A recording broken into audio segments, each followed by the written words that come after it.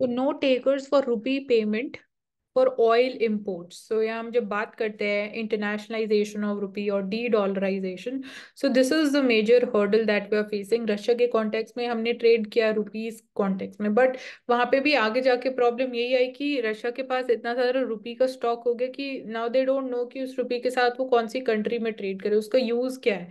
तो अभी वो लार्जर स्केल पे एक्सेप्टेबल नहीं है from other country, so that is we can say a short term challenge for this. So no takers for the rupee payment for the oil imports, and India's push for the rupee to be used for the payment for the imports of the crude oil, it has not found any takers as suppliers. So longer term में this would be helping in reducing the cost, also cost competency हम बात कर सकते हैं, and reduction the cost बात कर सकते हैं of imports. With this we can say the pressure on rupee can also get reduced. With this pressure, or even our forex reserves can also decline. So and जो हम बात करते कि exchange rate risk जो होते हैं, that risk can also get reduced.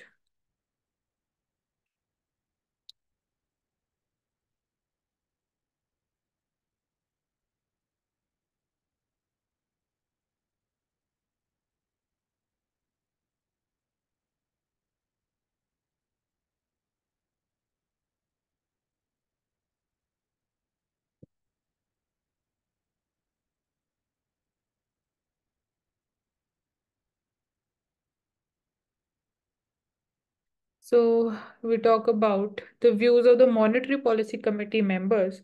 So MPC external member जो है Ashima Goyal ma'am and Jayant Varma sir, they speak to on the latest monetary policy के बारे में बात करी. तो banks need to boost the deposit, so this is one important aspect. Because जो credit demand है उसको मैच करने के लिए हमारे पास बैंक के पास उतना डिपॉजिट्स होना चाहिए. जो बात करते कि भी एज अ कॉमन पीपल हम अपने बैंक अकाउंट में डिपॉजिट्स करते हैं, तो reaching the inflation target of 4% is not enough, it should also stay there. So ये दोनों चीजें होनी चाहिए. जब हम ग्रीन एनर्जी ट्रांजिशन की भी बात करते हैं कि साथ में एनर्जी सिक्योरिटी भी होनी चाहिए, तो यहाँ पे भी है कि इन्फ्लेशन टारगेट अगर अचीव कर ले तो वहां पे हम सस्टेन कैसे करने वाले हैं. तो RBI should cut the rates very soon, ये एक इम्पॉर्टेंट एस्पेक्ट है जो हम अब ऑफ लेट बात करने लगे कि इवन फेड ने भी जब लेटेस्ट मॉनेटरी पॉलिसी में अनाउंस किया है कि 2024 में we are expecting at least 3 to 4 rate cut. तो that is it becomes important क्योंकि रेट कट होगा तो और ज़्यादा ग्रोथ पॉसिबल हो सकती है और ज़्यादा इन्वेस्टमेंट हो सकती है, especially on the part of the private sector. So monetary policy should strive not to allow high real interest rates to choke off the growth. तो यही बात है कि हाई इंटरेस्ट रेट ग्रोथ के लिए नेगेटिव रहता है, but high interest rate inflation control करने के लिए किया जाता है. तो ये हमेशा एक ट्रेड ऑफ रहता है इन दोनों चीज़ों के बीच में, inflation and growth.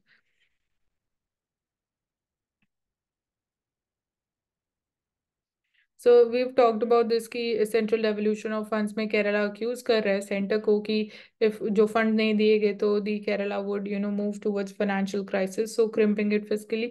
So reasons क्या, केरला गवर्नमेंट ने they have like went to Supreme Court also on this issue seeking remedy against the center's alleged trespasses on the fiscal federalism and attempts to reduce the state to extreme penury. So they're saying कि grievances क्या हैं, grounds क्या है उसके, with inputs from the Thiruvananthapuram based Gulati Institute of Finance and Taxation. So almost 2% Kerala का share in the central transfer fifth 15th finance commission की अगर हम बात करते हैं. सो 15th फाइनेंस कमीशन का टाइम पीरियड फाइनेंशियल 2021 से 26 है. And 15th finance commission special इसलिए है कि जनरली और एज पर द कॉन्स्टिट्यूशन एक फाइनेंस कमीशन का जो टर्म रहता है वो 5 years रहता है. 15th फाइनेंस कमीशन का it is for 6 years. And 11th finance commission में उनका शेयर था 3%, so it is decline by almost 1%. And state का जो ओन टैक्स रेवेन्यू है उसमें भी 22% ग्रोथ हुआ है, but that is on a low base. And barely 1% उनका रेवेन्यू एक्सपेंडिचर ग्रोथ रिकॉर्ड हुई है. So this is there. And ये कुछ कंसर्न हैं अपार्ट फ्रॉम दिस. जो FRBM एक्ट है, fiscal responsibility budget management act 2003. So यहाँ पे बोला गया कि article 131 of the constitution, this act amounted to blatant encroachment into the legislative domain of the state, as public debt of the state was an item that is exclusively in the state list. तो public debt state list में है, list number 2 of schedule 7. And accused ये किया जा रहा है या ये एलिगेशन लगाया जा रहा है कि इस एक्ट की वजह से दिस इज डिसरप्टेड और डिस्टॉर्टेड द फिस्कल फेडरलिज्म जो स्ट्रक्चर है. So this is basically included in the states power. So state contents की जो अनकॉन्स्टिट्यूशनल लिमिट्स है और इम्पेडिमेंट्स है created by the centre, they are undermining its right to borrow and regulate its own finances. So this is being said क्योंकि यहाँ पे एक जो प्रोविजन है वो यही है कि किसी पर्टिकुलर स्टेट का सेंटर के टुवर्ड्स डेट है, they owe some amount to the centre. तो उस केस में अगर स्टेट को कुछ बोरो करना है so it can only be done अगर सेंटर उसको अप्रूव करता है. तो ये भी एक तरीके से रिस्ट्रिक्शन और लिमिटेशन लग जाती है स्टेट के ऊपर. सो बोरोइंग लिमिट्स फिक्स्ड हैं एंड प्लस बोरोइंग कॉस्ट भी इंक्रीज हो रही है, तो स्टेट्स के लिए कि ये चैलेंज भी है. आईजीएसटी सेटलमेंट, जीएसटी के ऊपर जो मानसी, इसमें एक और एक वर्ड होता है हॉरिजॉन्टल और वर्टिकल डेवोल्यूशन, डेवल्यूशन वही हो. आप बता दें। सो वर्टिकल डेवल्यूशन में इट इज कि हर स्टेट की जो डिफरेंट कंडीशन एंड नीड्स है, रिक्वायरमेंट्स है, उसके बेसिस पे amount is going to vary. तो state to state it would be varying. But horizontal devolution में लाइक सपोज एक कोई पर्टिकुलर फैक्टर है, वो उस फैक्टर को कंसिडर करके जो डेवल्यूशन अक्रॉस स्टेट्स किया जाएगा, that is called horizontal devolution. या वर्टिकल डेवल्यूशन में इसको और क्लियरली अगर मैं बताऊं तो from centre to states and then states to the local level, तो ये हो गया वर्टिकल डेवल्यूशन, एक और इसका एस्पेक्ट हो गया. सो this is the meaning. And तो यहाँ आईजीएसटी वाला सेटलमेंट, हम जीएसटी कॉम्पनसेशन एक्ट जो है उसके अराउंड भी एक इशू एग्जिस्ट करता है फाइनेंशियल डेवल्यूशन के केस में. सो गिवन केरला मीट्स 80% जो उनका कंजम्पशन है via imports from within and outside the country, and this uniqueness is recognised by the NSSS. So also it feels कि जो आईजीएसटी रेवेन्यू है must be twice the state GST, but it gets IGST revenue only a quarter more than the state GST receipts. So जो sharing of revenue है from even the IGST जो centre collect करता है, वहां पे भी share different होना चाहिए स्टेट्स का. तो यहाँ पे भी एक ये केरला की तरफ से डिमांड है कि आईजीएसटी का जो पार्ट ऑफ रेवेन्यू वो और इंक्रीज होना चाहिए for the state of Kerala. So इसका ओन टैक्स रेवेन्यू ग्रोथ हमने देख लिया, बीन 22%. तो ये कुछ नुआंसेस जो हम बात कर सकते हैं. एंड इवन तमिलनाडु और कर्नाटका के इसमें भी सिचुएशन थोड़ी सेम ही है. तो ये ज़्यादा वी कैन से कि प्रोमिनेंट है in the southern states.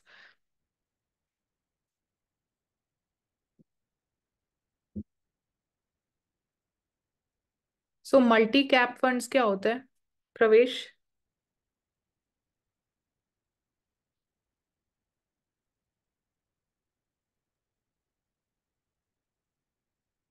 Multi capital, मैं बोलूँ मानसी? हाँ बोलो.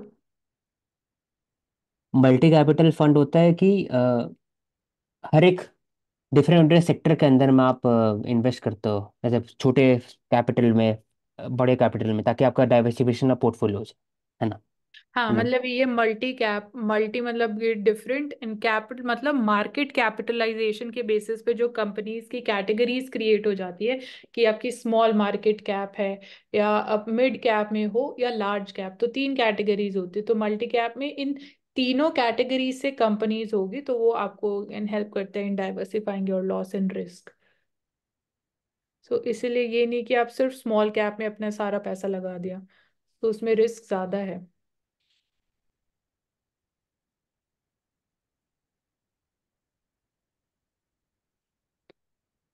So hiring trends 2024 में focus will remain on inclusion and skill first hiring.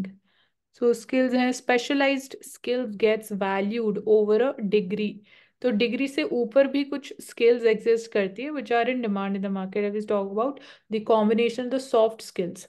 So world economic forum का कहना ये है in the future of jobs report जो रिलीज की जाती है बाय वर्ल्ड इकोनॉमिक फोरम, 60% जो कंपनीज उन्होंने सर्वे किया, they highlighted lack of contemporary skills amongst the candidates. So इस पे आप क्या बोलोगे Aushik, what includes the contemporary skills? उसमें ईक्यू स्किल हो गया, फॉर एग्जाम्पल इमोशनल क्वेश्चन पढ़ना चाहिए, कैसे आप बात करते हो किसी से, वो भी स्किल हो गया। दूसरा कि डाइवर्सिटी इंक्लूसिविटी का भी स्किल हो गया एक तरह से। तीसरा कि मार्केट बेस्ड जो साइंटिफिक स्किल है वो भी एक हो गया एक तरह से। आई थिंक हम्म. इतने सारे स्किल होना चाहिए। हाँ कम्युनिकेशन स्किल, ये सब कंडक्ट, आपकी personality, soft skill. Leadership skills क्या है, प्रॉब्लम सॉल्विंग स्किल्स क्या है, तो above valued over डिग्री, इसलिए specialise skills they are in more demand, apart from जो आपकी अगेन स्पेशलाइजेशन है। सो एआई की बात हो रही है, ये भी एक एसेंशियल स्किल, हाँ। नथिंग इसलिए जरूरी है आर्टिफिशियल कि अबाउट इट, यस। तो सीबीएसई इज ऑल्सो भी, जब हम बात करते हैं स्कूल करिकुलम में, तो CBSE is introducing AI as a subject, मतलब डिफरेंट सब्जेक्ट ही क्रिएट हो रहा है, because it is a great systemic, okay, that is a great systemic change which is happening the school level also.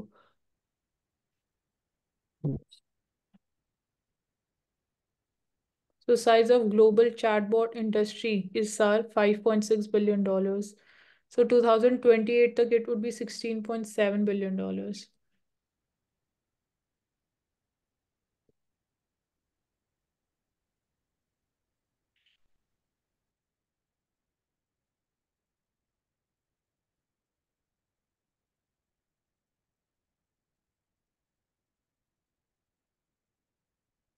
Women leading from the front. So Indian women are increasingly assuming leadership roles in every sphere of life, every profession, moving away from the long held participatory role. सो यहाँ पे हमने बात करी है in detail की startup industry की, challenge for the women, वो gender gap कैसे कम हो रहा है। So this is taken up in detail, India's high income aspirations. So जब हम बात करते हैं कि India should not get trapped into that middle income track, बात करते हैं तो हाई इनकम एस्पिरेशंस हैं, बट अगेन एडमिनिस्ट्रेटिव लेवल पे, पॉलिसी लेवल पे और क्या चेंजेस हो सकते हैं। यहाँ पे हम बात करते हैं हमेशा कि पर कैपिटा इनकम इंक्रीज होनी चाहिए in real terms. With this demographic dividend एक हमारे पास अपॉर्चुनिटी है जो हमें हेल्प कर सकता है of not getting trapped into this middle income category. So it can realize this goal by 2047 if it invest in human development along with the welfare. तो growth होनी चाहिए, साथ में डेवलपमेंट भी होना चाहिए। So if India can keep up the momentum of per capita income increase from the UPA period, it can get past the threshold set for the developed country status as per the IMF system. तो ये दो ही point सबसे ज्यादा important है यहाँ पे, मैंने highlight किए हैं जो पहले। एंड इसके अलावा moving forward, so monetarism making a comeback. So reversal of the inflation tide and the relative failure of the inflation targeting central banks to control it has brought the attention back to money. So यही है, क्योंकि problem यहाँ पे जो main root cause of the problem है कि central banks exact inflation targeting पे नहीं पहुंच पाए हैं, closer to that target, they are moving towards that, but इतने एफर्ट्स, इतने सारे हम बोले कि रेट हाइक्स के बाद भी, और वहां पे भी इतना लॉन्ग टाइम सस्टेन करने के बाद भी if not able to come to that target, तो कुछ प्रॉब्लम है। प्रॉब्लम यही है कि सब जो इन्फ्लेशन हो रही है, it is because of the supply side. Monetary policy is more effective in controlling inflation when it is because of the demand side factors.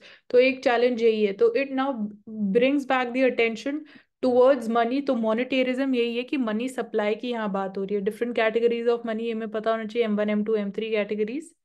And मॉनेटेरिज्म में यही है कि मिल्टन फ्रेडमैन एक फेमस इकोनॉमिस्ट है, so he was central to this pivotal shift from the fiscal policy to the monetary policy. So यही बोला जा रहा था उस टाइम पीरियड पे। पहले भी अगर हम यहाँ पे बात करें, subject of macro economics evolve post world war two, after John Maynard Keynes' books, The General Theory of Employment, Interest and Money, it was published. So macroeconomists, they divided the subject into two broad categories, physical policy और monetary policy में उस time period पे divide हुआ। तो ज्यादा emphasis उस time पे किया गया मॉनेटरी पॉलिसी के ऊपर by Milton Friedman also. So अभी भी हम उसी चीज की बात करें कि can we see the reversal from monetary policy back to the fiscal policy और नॉट, क्योंकि मॉनेटरी पॉलिसी का हमने देख लिया है कि अभी इतना, इवन जब हम बात करते हैं मॉनेटरी ट्रांसमिशन की भी, सो वहां पे भी we face the challenges. So specifically in controlling inflation we can say, so कितना मनी सप्लाई होना चाहिए, कितना स्टरलाइजेशन दी इकोनॉमी होनी चाहिए, सो ये इंपॉर्टेंट हो जाता है।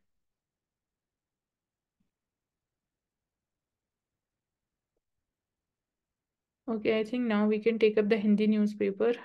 So let me just, औशिक आप शेयर करोगे कि मैं शेयर करूँ हिंदी में? I have to download it. कर देता हूँ। ठीक है।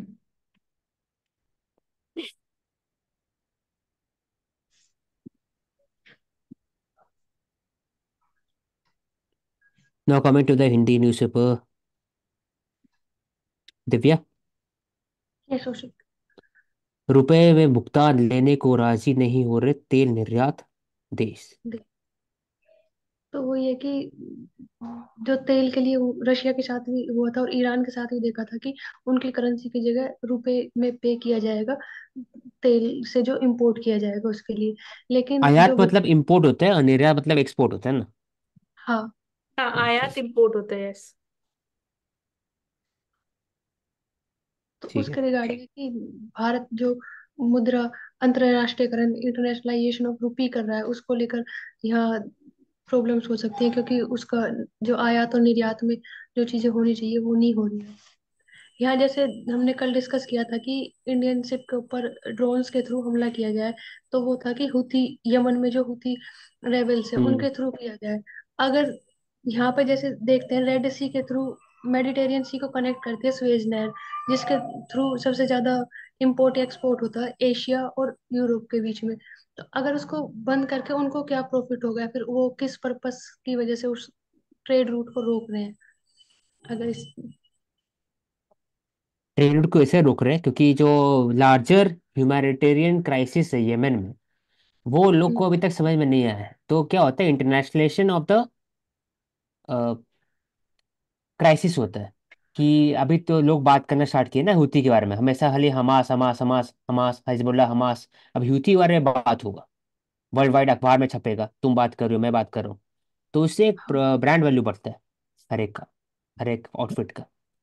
इसी के लिए वो करते हैं। उनका क्या लॉन्ग टर्म ऑब्जेक्टिव क्या है, तो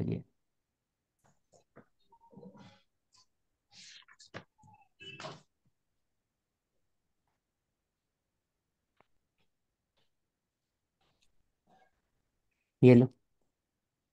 तय गति सीमा वाले मार्ग पर तेज रफ्तार वाहन दौड़ाने वालों पर जुर्माना दुगना। ये है कि जो केंद्रीय वाहन अधिनियम 1988 के तहत की धारा है 183, उसके तहत जुर्माना लगा जाएगा, क्योंकि जो सड़क हादसे देखे जाते हैं उनमें 12% सड़क हादसों के रीजन तेज वाहन की स्पीड सबसे ज्यादा है, ये होती है। और दूसरा रीजन होता है कि जो आवारा पशु सड़क पर जो रोड पर आ जाते हैं, उन आवारा पशुओं को रोकने के लिए बांस का प्रयोग किया जा रहा है, ताकि सस्टेनेबल रहे और उनको रोका जा सके। लेकिन जो तेज वाहन है वो फाइन के थ्रू रोका जा सके, इसलिए उसको अप्लाई किया। ये लो।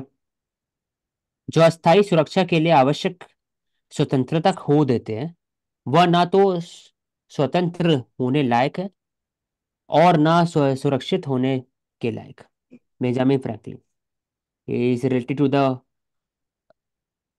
First independence movement of America. तो अमेरिकन वॉर ऑफ इंडिपेंडेंस से रिलेटेड है बेंजामिन फ्रैंकलिन। तो अस्थायी इसको सुरक्षा। इंडियन कॉन्टेक्स्ट में एग्जांपल दे सकते हैं? क्या हुआ? इंडियन कॉन्टेक्स्ट में इसका एग्जांपल दे सकते हैं? Subsidy alliance. हाँ, मतलब कि हाँ, अस्थायी सुरक्षा के लिए, मतलब कि शॉर्ट टर्म सुरक्षा के लिए, या फिर अस्थाई, आई थिंक इंस्टेबल। हाँ इंस्टेबिलिटी, अस्थायी सुरक्षा के लिए, इंस्टेबिलिटी के लिए सब्सिडी लाइन सही बताया। एक एग्जांपल वो ले सकते हैं। इंडिया में फूड सिक्योरिटी क्राइसिस था 1950s के समय, 60s के समय में, आवश्यक स्वतंत्रता खो देते हैं, उसका हो गया यहाँ पे बेस्ट एग्जांपल एग्जांपल ले सकते हो हैं। सकता है अभी जो हम हूथी रेबल्स की बात कर रहे थे कि अपनी जो स्वतंत्रता मतलब खो देते हैं अस्थायी सुरक्षा के लिए, दे आर फाइटिंग, या जो मिलिट्री कूज हो रहे हैं हम देख रहे हैं, तो ना तो वो स्वतंत्र होने के लायक, अगर उनको इंडिपेंडेंस दे देंगे जैसे तालिबान रजीम की हम यहाँ बात करते हैं, तो आई थिंक ये एग्जाम्पल यहाँ फिट हो सकता है। प्रवेश। भाई देखो, मुझे ऐसा लगता है कि जो आप एनवायरनमेंट का और वो एग्जांपल दे रहे हो ना, पहली स्टेटमेंट तो हम कर देंगे उससे जस्टिफाई। लेकिन जो हाँ, बाद में स्टेटमेंट कह रहे हैं ना, वो बहुत ज्यादा नेगेटिव बात हो गई कि स्वतंत्र होने लायक ही नहीं है और सुरक्षित होने के लायक भी नहीं है। तो बहुत सोच समझ के एग्जाम्पल डालने की जरूरत है। तो बताओ। तो मैं सोच रहा हूँ, मतलब मैं इंडिविजुअल में थोड़ा इसको फिलोसॉफिकली लेके चलूंगा। अगर मैं लिखूंगा, मैं ऐसे एग्जाम्पल तो नहीं लिख सकता कि जैसे अगर मैं जम्मू कश्मीर का एग्जाम्पल डाल दूँ तो वो स्वतंत्र होने लायक ही नहीं है, सुरक्षित होने लायक नहीं है। या फिर एनवायरनमेंट में सिक्योरिटी हो गया, न्यूट्रिशन हो गया, तो बहुत नेगेटिव हो रही है पीछे वाली स्टेटमेंट। तो अभी तो मेरे पास कोई एग्जाम्पल है नहीं इसके लिए, मतलब मुझे सोचना पड़ेगा। ठीक है।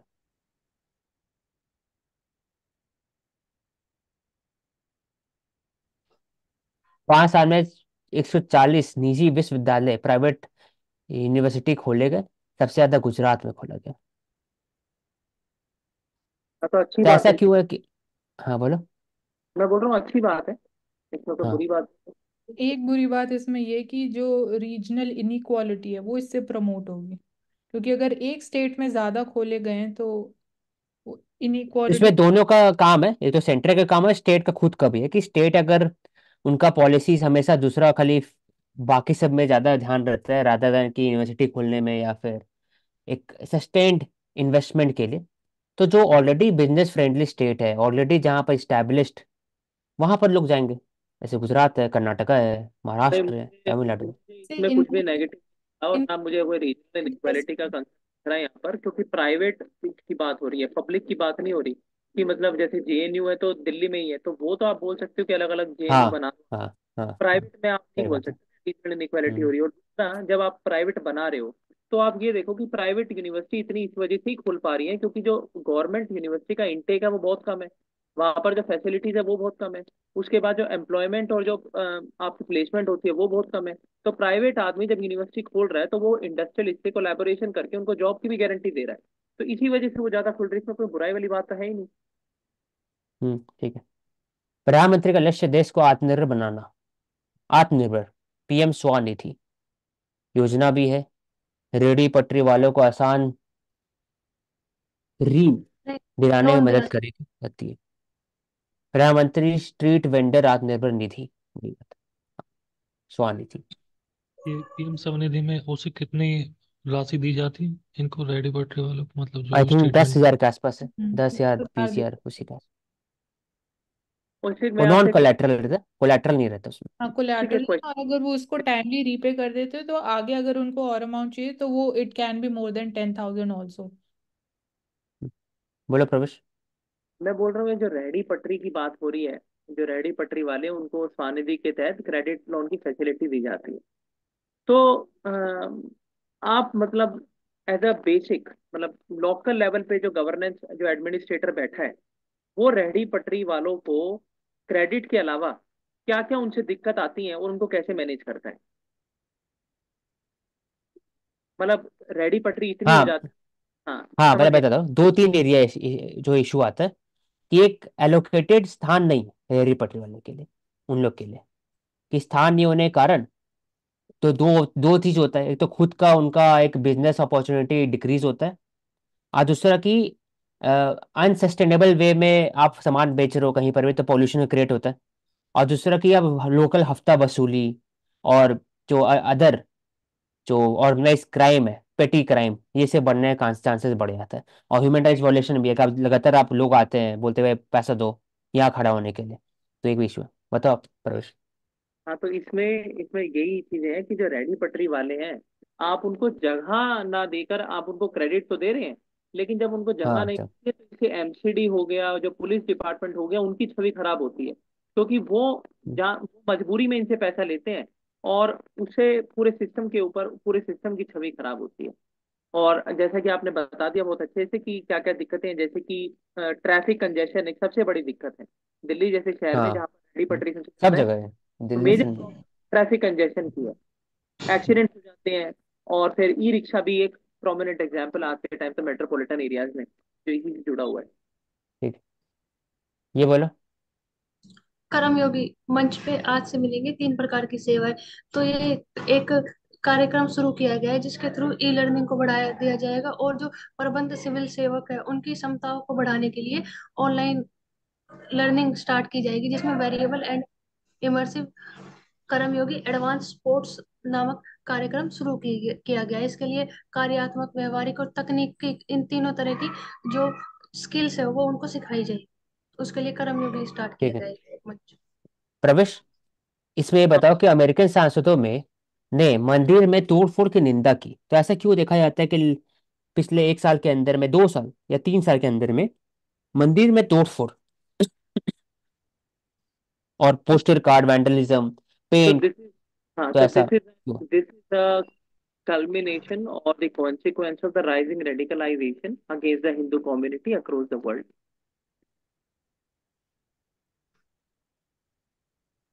तो ऐसा क्यों हो रहा है, वही पूछ रहे हैं ना, क्यों हो रहा है ऐसा? कॉन्सिक्वेंस बता दिया आपने, कॉन्सिक्वेंस तो मैंने बता दिया कि ऐसा हो रहा है, ऐसा क्यों हो रहा है। दो बस बता दो तो मान जाएंगे। दो मतलब सबसे प्राथमिक। Increasing hatredness for the community, communal ठीक है, वो डिसहार्मनी। तो सबके साथ ही है एक तरह से। हर हम्म। एक स्पेसिफिक कल्चर के लिए, जू के साथ भी है, मुस्लिम के साथ भी है, हिंदूज के। लेकिन स्पेसिफिक इंडियन कम्युनिटी मंदिर क्यों, मतलब स्पेसिफिक 3 साल 4 साल 5 साल 10 साल में क्यों हो रहा है सब? पहले बहुत कम होता था। नहीं, आप बता दो भाई। दो चीज है। सबसे पहला कि एक तो है कि इंडियन जो इमिग्रेंट है ना, पिछले 5 6 साल में बढ़ गए वहां पर। तो उनको जो लोकल को लगता है ना कि एक खतरा लगता है, जॉब, लोकल जॉब का खतरा। तो ऐसे एक स्ट्रीट पावर जो होता है मेजर, एक एक तरह से यूज किया जाता है कि आप लोकल को आप कैसे दबा सकते हो ताकि वो वापस चल जाए। तो एक हो गया। दूसरा, इंडिया ऐसे ग्रो हो रहा है, ग्लोबल पावर बनते जा रहा है, तो वैसे ही जो वेस्टर्न कंट्री के अंदर में जो so called activist unquote quote, जो निज्जर टाइप, खालिस्तानी मूवमेंट या फिर जम्मू कश्मीर लिबरेशन फ्रंट, मणिपुर का अल्फा का कोई कोई लोग एक्टिविस्ट ले, वो फिर उनको बढ़ावा दिया जाता है कि आप ये सब काम करो। तो इसके कारण दो कारण है इन जनरल। ठीक। प्रवेश। हाँ, नहीं, ठीक। हो गया। Months you can take up okay Ashok. Times of India.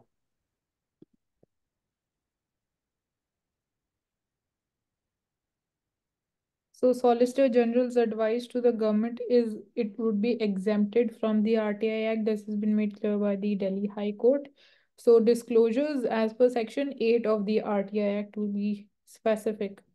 This is one important update. अब यहाँ पे हम बात करेंगे SIP टॉपअप क्या होता है एग्जैक्टली और नॉर्मल SIP में डिफरेंस क्या है।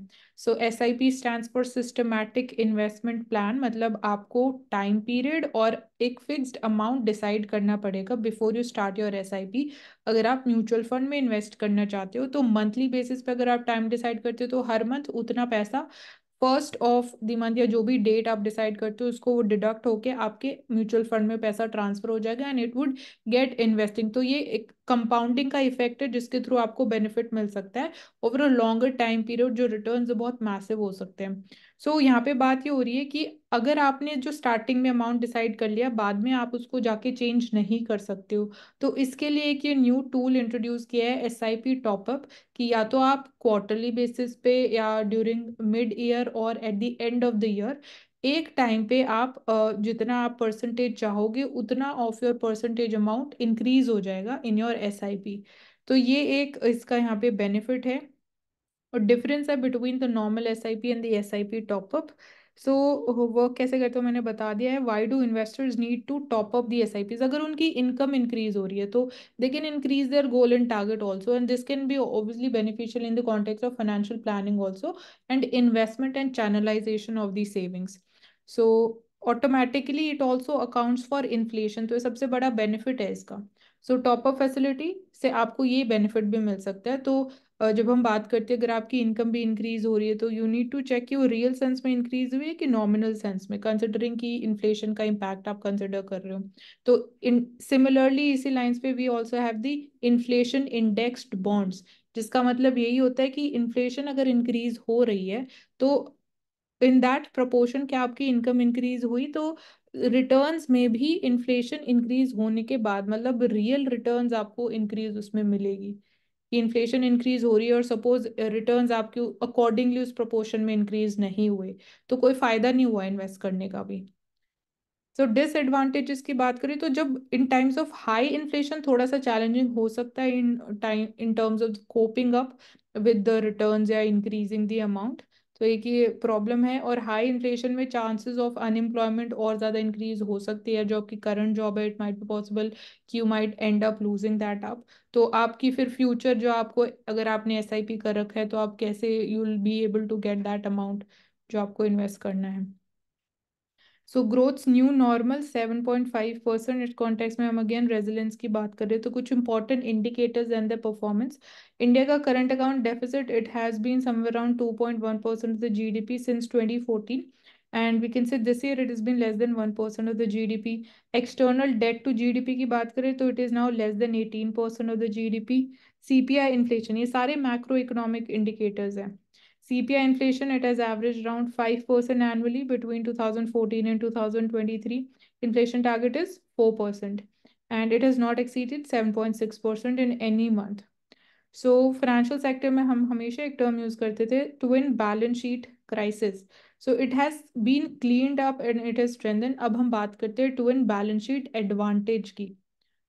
सो ट्विन बैलेंस शीट, ये हम किस चीज की बात कर रहे हैं औशिक? कौन सी तो balance sheet? Twin balance sheet होता है, इसमें क्या होता है, एक तो कार्ड होता है, आई थिंक, नहीं ट्विन बैलेंस शीट दूसरा वाला है ये बैंकिंग का भी बैलेंस शीट का बात हो रहा है, ये कॉर्पोरेट सेक्टर का बात हो रहा है, एनपीए का, है जो ना? आपने बोला वो ट्विन डेफिसिट है. करंट ट्विन डेफिसिट है, हाँ. Account. Current account physical deficit, हाँ, बैलेंस शीट वाला है. ओके.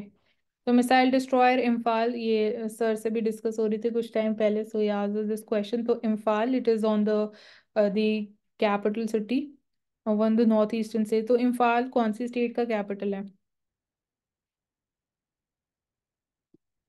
नेम औशिक. मणिपुर का है। ओके. मणिपुर. हाँ, मणिपुर का है. एंड ये एक इंडिजिनस वॉरशिप है. It is also test fired supersonic BrahMos missile. So इस पे क्वेश्चन आ चुका है, ब्रह्मोस मिसाइल और क्रूज मिसाइल्स, मतलब बैलिस्टिक मिसाइल और क्रूज मिसाइल में क्या डिफरेंस होता है? तो BrahMos is I think a cruise missile, right Aushik? Yes Mansi. ठीक है. So we've been talking about 25th December. We celebrate as Good Governance Day. It is the birth anniversary of former Prime Minister also Shri Atal Bihari Vajpayee sir.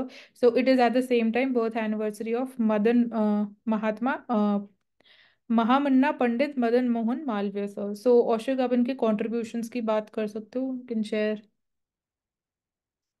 Madan Mohan Malviya, he is related to the Hindu Mahasabha, और उनका contribution रहा है in the specific Lucknow pact में भी, और फिर Poona pact में भी थोड़ा कंट्रीब्यूशन रहा है 1932 में लखनऊ पर, 1916 मुस्लिम लीग और कांग्रेस के बीच में. वो लॉयर भी थे, फेमस, और नॉन कॉपरेशन मूवमेंट में भी साथ दिए, तो वो थोड़ा सा एक तरह से इंडियन सिविलाइजेशन, इंडियन हिंदू, इससे रिलेटेड है हमेशा उनका आइडियोलॉजी, मदन मोहन का. ओके. तो ठीक है. सो आज का इतना ही है टाइम्स ऑफ इंडिया में.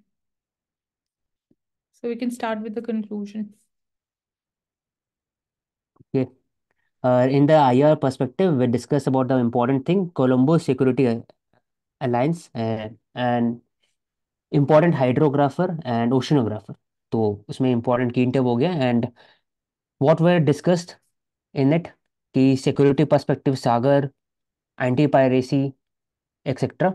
और important element which we can learn from the Colombo Security Alliance में कि अभी recently Maldives, Sri Lanka and India part है, बाद में फिर बाकी कंट्रीज को लाना चाहिए, for example Bangladesh, Mauritius etcetera. Red Sea का बात किए, फिर हम लोग आईएसएस का बात किए, Hamas, Hezbollah, then Houthi rebels. That's all. Mansi you can continue. ठीक है. ओके. फिर हमने बात करी लिंगायत की. तो लिंगायत सेक्ट जो है, we can say the founder was Basavana. So this is in the context of state of Karnataka. So we say कि they are more against the Brahmanical जो Hindu values थी.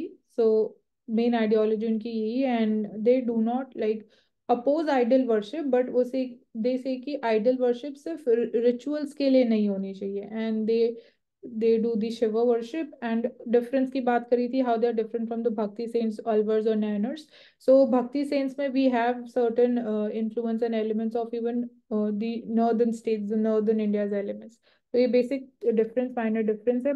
WHO की हमने बात करी थी कि what more reforms can be done. तो we see donors bias, मतलब western states जो donate करती है तो favor भी कहीं ना कहीं जो grants के form में जाता है वो majorly उन्हीं की तरफ रहता है. And apart from this, it should have one separate research and development arm also, and or enforcement powers होनी चाहिए with WHO. So that's all. Thank you so much. Polity में हमने यूसीसी के से रिलेटेड डिस्कशन किया था कि गोवा एक ही स्टेट है जिसमें यूसीसी पूरी तरह से अप्लाई होता है। उसके अलावा जो हिंदू मैरिज एक्ट है उसके लिए और जो शरीयत एक्ट है उनके अलावा बात की थी। इसके अलावा हमने डिस्कस किया था कि भारतीय न्याय संहिता, भारतीय नागरिक सुरक्षा और भारतीय साक्ष्य अधिनियम लाया गया है जो आईपीसी, सीआरपीसी और एविडेंस एक्ट को के चेंज किया जाएगा। जब हमने इसमें बात की थी कि क्या क्या चीजों को इन्वॉल्व किया गया है, तो इसमें इकोनॉमिक सिक्योरिटी को भी टेररिस्ट प्रोस्पेक्टिव से इन्वॉल्व किया गया है। उसके अलावा लाइफ ऑफ टाइम इम्प्रिजनमेंट भी इन्वॉल्व किया गया है। यूएपीए को एक्ट जब अप्लाई होगा तो वो एसपी के ऊपर डिपेंड करेगा कि किसके ऊपर एक्ट अप्लाई होना है। मेंटल इलनेस को इन्वॉल्व किया गया है। उसके अलावा जो डिसेबल्स पर्सन है उनके लिए, और फिजिकल एंड मेंटल हेल्थ के रिगार्डिंग वर्ड्स को इन्वॉल्व किया गया है। इसके अलावा हमने डिस्कस किया था फिस्कल फेडरलिज्म, जब हम केरला की बात करते हैं कि जिसमें आर्टिकल 131 के रिगार्डिंग कॉन्स्टिट्यूशन में दिया हुआ है। That's it. करूँ ना? सो इन टर्म्स ऑफ ज्योग्राफी हमने ट्रैफिक मैनेजमेंट प्लान्स की बात की, G20 में उसकी इंपॉर्टेंस हमने देखी। उसके बाद गॉथिक स्टाइल ऑफ आर्किटेक्चर में हमने बैसिलिसा ऑफ बॉम जीसस गोवा में जो है यूनेस्को वर्ल्ड हेरिटेज साइट है उसके बारे में बात की। फिर हमने बात की कोलंबो सिक्योरिटी कॉन्क्लेव के बारे में, जहाँ पे हमने HADR की बात की, ट्रांसनेशनल साइबर सिक्योरिटी की इंपॉर्टेंस के बारे में बात की। Then we also talked about the importance of hydrographer and oceanographers, which can be included in the Sagar initiative, जहाँ पे हम resources की polymetallic nodules है उनकी mapping कर रहे हैं, trade routes के लिए important है, and the for determining the depth of the sea उसके लिए important है। PT के fact की अगर हम बात करते हैं तो dark energy जो है it is 68%, dark matter is 27%, PM10 जो होता है वो इतना छोटा होता है कि वो lungs में directly enter कर जाता है, and जो PM2.5 होता है travels in the blood vessels. So that is all from my side.